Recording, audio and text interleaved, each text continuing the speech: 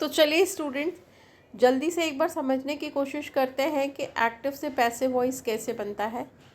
तो यहाँ पे मैं इस एग्जाम्पल के थ्रू आपको बताऊँगी। राम किल्ड रावण, मैंने पहले वाले वीडियो में काफ़ी एक्सप्लेन किया है, यहाँ शॉर्ट में बता रही हूँ। राम किल्ड रावण, तो आप देखिए यहाँ पे राम और रावण है ना। राम कुछ कर रहा है रावण के लिए, तो जो राम है वो डूअर है और उसका इफ़ेक्ट किसके ऊपर हो रहा है? रावण के ऊपर हो रहा है। उसका एक्शन का इफ़ेक्ट किसके ऊपर हो रहा है? किलिंग का इफ़ेक्ट किसके ऊपर हो रहा है? रावण के ऊपर। तो इसीलिए रावण नाउन है, दोनों नाउन है, राम भी नाउन है, रावण भी नाउन है। पर राम कर रहा है, एक्शन कर रहा है, इसलिए डूअर हमेशा सब्जेक्ट होता है और रिसीवर हमेशा ऑब्जेक्ट होता है, ऐसे याद रखो। अब चेंजेस देखते हैं। Ram was killed by Ravan, was सबसे पहले है ना। तो सबसे पहले आपने देखा राम और रावण की प्लेस चेंज हो गई। तो पहला रूल यही है, याद रखिए, exchange of subject to object है ना। तो रावण और राम की प्लेस को चेंज कर देना। तो आप एग्ज़ाम में सबसे पहले अंडरलाइन करना सेंटेंस में और फाइंड आउट करना कि उसमें सब्जेक्ट कौन सा है और ऑब्जेक्ट कौन सा है। दोनों की प्लेस चेंज कर दो, बीच में गैप छोड़ दो। अब यहाँ पर दूसरा चेंज जो है वो क्या है? रावण, फिर दूसरा चेंज है सेकंड चेंज वॉज, मतलब एक हेल्पिंग वर्ब इसमें एक्स्ट्रा ऐड हुई है। तो सेकंड रूल क्या कह रहा है? ऑक्सिलरी इंक्लूजन, मतलब एक हेल्पिंग वर्ब, ऑक्सिलरी को ही हेल्पिंग वर्ब कहते हैं। तो एक हेल्पिंग वर्ब आपको ऐड करना है हर बार मतलब हर बार पैसिव बनाते समय। तो यहाँ पे आपको 24 हेल्पिंग वर्ब होती है, जो नहीं याद करना, आपको सिर्फ 8 हेल्पिंग वर्ब याद करना है। और जिनको बी फॉर्म कहते हैं, बी फॉर्म का मतलब is, am, are, was, were, be, being, been. इसको इस सीक्वेंस में क्यों? क्योंकि is, am, are present tense की सेंटेंस वर्ब्स हैं, वॉज, वर पास्ट टेंस की वर्ब्स हैं, और बी, बीइंग, बीन जो है वो बी का ही फॉर्म है ना। तो ये 8 हेल्पिंग वर्ब्स आप रिमेंबर कर लो, दैट्स इनफ फॉर यू। और इनमें से एक हमेशा आपको पैसिव वॉइस में लगाना है। तो आपने वॉज क्यों लगाया? क्योंकि किल्ड सेंटेंस में क्या है? किल्ड, किल्ड जो है वो सेकेंड फॉर्म ऑफ वर्ब है, तो इसीलिए, और रावण एक ही है, तो आप इसीलिए वॉज सिलेक्ट करोगे इसमें से, है ना। अगर इज़ होता तो राम किल्स हो जाता तो आप इज़ लगाते, लेकिन किल्ड है तो वॉज लगाया आपने, है ना। अगर हैज़ होता तो बीन लगाते, डिपेंड्स, वो मैं बाद में बताऊंगी। तो सेकंड चेंज क्या है कि आपको एक हेल्पिंग वर्ब लगाना ही है। अब थर्ड है, third form of main verb क्या है? किल्ड, जो इसमें है राम वॉज किल्ड, ये third form of main verb है। जबकि राम किल्ड रावण में सेकंड फॉर्म है। क्यों? क्योंकि किल, किल्ड, किल्ड, किल का सेकंड फॉर्म भी किल्ड होता है और किल का थर्ड फॉर्म भी किल्ड होता है। तो यहाँ जो आप रावण वॉज किल्ड में, ये थर्ड फॉर्म ऑफ वर्ब है या पास पार्टिसिपल है, और जो राम किल्ड रावण है उसमें सेकेंड फॉर्म यूज़ हो रहा है। तो ये चेंज कर दिया। अब फोर्थ रूल देखिए, बाय। बाय प्रपोजिशन सबसे ज़्यादा कॉमन है, कभी कभी बी, टू, विथ भी होता है, वो बाद में देखेंगे।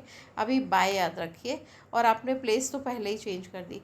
तो फिफ्थ रूल क्या है इधर? फिफ्थ रूल उस सिचुएशन में यूज़ होता है अगर sentence, if sentence starts with pronoun.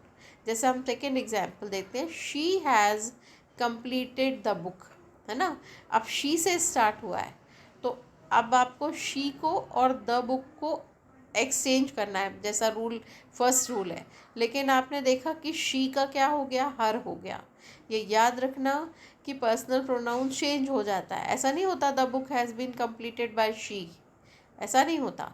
तो इसीलिए याद रखिए कि जो शी है वो हर हो जाएगा। ये फिफ्थ रूल है। Fifth rule is applicable when sentence starts with personal pronoun, है ना। तो ये शी जो है वो पर्सनल प्रोनाउन है। एनीवे सेंटेंस हमने देखा, she has completed the book, तो द बुक हैज़, अभी मैंने बताया जो हेल्पिंग वर्ब इसमें है वो तो है ही, आपको एक एक्स्ट्रा हमेशा 8 में से एक तो लेना ही है। तो बिकॉज सेंटेंसेस हैज़, अभी वो परफेक्ट और वो टेक्निकल नहीं बताती, हैज़, हैव और हैड याद रखो। अगर सेंटेंस में हैज़ हो या हैव हो या हैड हो तो फिर बीन लगाना ही है आपको। तो द बुक हैज़ बीन, और थर्ड फॉर्म वही सेम, कि यहाँ ऊपर भी थर्ड फॉर्म है और नीचे भी थर्ड फॉर्म है, क्योंकि हैज़ के बाद थर्ड फॉर्म ही आता है। तो इसीलिए शी हैज़ कंप्लीटेड, तो कंप्लीटेड थर्ड फॉर्म ही है, या पास्ट पार्टिसिपल भी बोल सकते हैं। तो पर हाँ, आपने एक हेल्पिंग वर्ब आंसर में क्या लगा दी, बीन लगा दी। The book has been completed by, fourth rule क्या है, बाय, और शी का क्या हो जाएगा, हर। यहाँ पर आप देखो personal pronoun subjective pronoun change नहीं है, मैं अभी करके बताती हूँ आपको।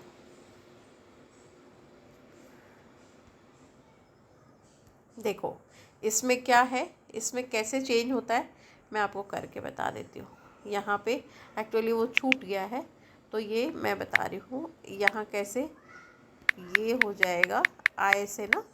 तो पर्सनल प्रोनाउन में आई का क्या हो जाएगा, अच्छा ही है, आप इसमें समझ भी पाओगे। आई का मी हो जाता है, वी का अस हो जाता है, राइट, वी का अस, यू का यू ही रहता है। याद रखिए यू सिंगुलर होता है, यू प्लूरल होता है, यू सब्जेक्ट होता है, यू ऑब्जेक्ट। यू का फॉर्म कभी चेंज नहीं होता।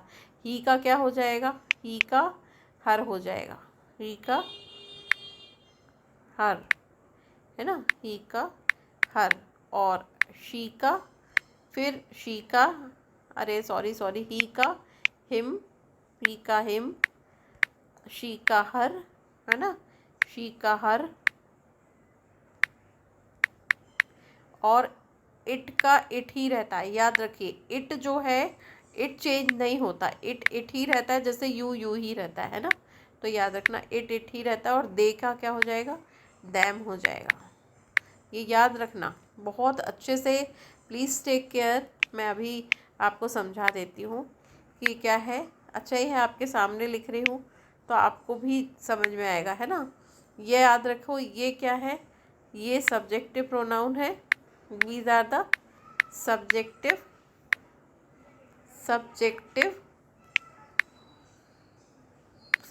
प्रोनाउन, है ना।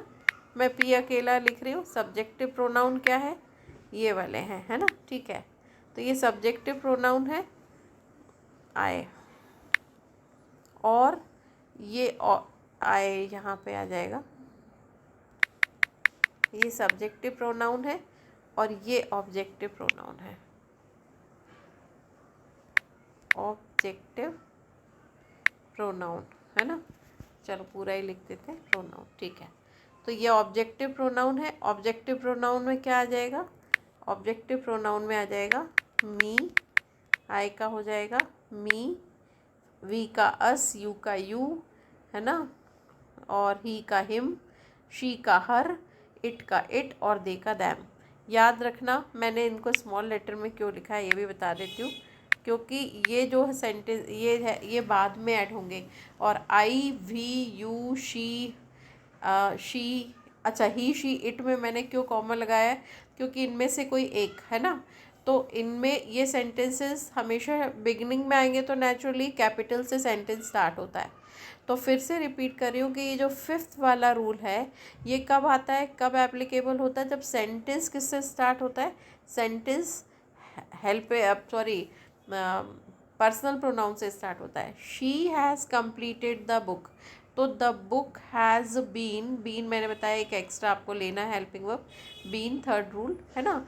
कैसे, द बुक, पहले तो आपने द बुक चेंज कर दिया, तो पहले द बुक को इधर ले आए, उसके बाद फिर हैज़ का हैज़ ही रहेगा, पर बीन आपने हेल्पिंग वर्ब एक एक्स्ट्रा लगा दिया। कंप्लीटेड थर्ड फॉर्म ऑलरेडी है, कंप्लीटेड थर्ड फॉर्म ही है, हैज़ हैव के बाद वैसे भी थर्ड फॉर्म लगता है, और बाय, और फिर फिफ्थ रूल है हर।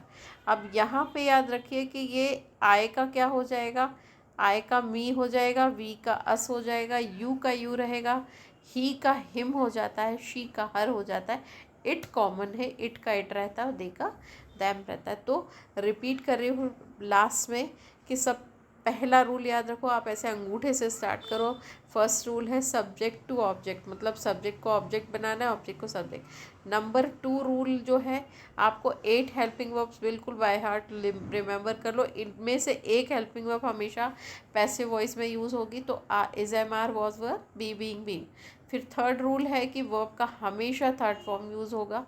फोर्थ रूल है कि आपको बाय यूज़ करना है। फिफ्थ रूल उस सिचुएशन में स्टार्ट होता है, एप्लीकेबल होता है जिसमें सेंटेंस किससे स्टार्ट होता है, सेंटेंस अगर पर्सनल प्रोनाउन से स्टार्ट होता है तो फिर प्रॉब्लम आती है, क्योंकि पर्सनल प्रोनाउन सब्जेक्टिव प्रोनाउन अलग होते हैं और ऑब्जेक्टिव प्रोनाउन अलग होते हैं, है ना। तो याद रखो कि ये ऐसे सब्जेक्टिव जो है वो ऑब्जेक्टिव में चेंज हो जाते हैं, जो मैंने यहाँ दिया है। तो अगर आपको फिर भी नहीं समझ में आया या कोई भी डाउट है, क्वेरी है, तो you are most welcome. I would like to listen you. Thank you. God bless you.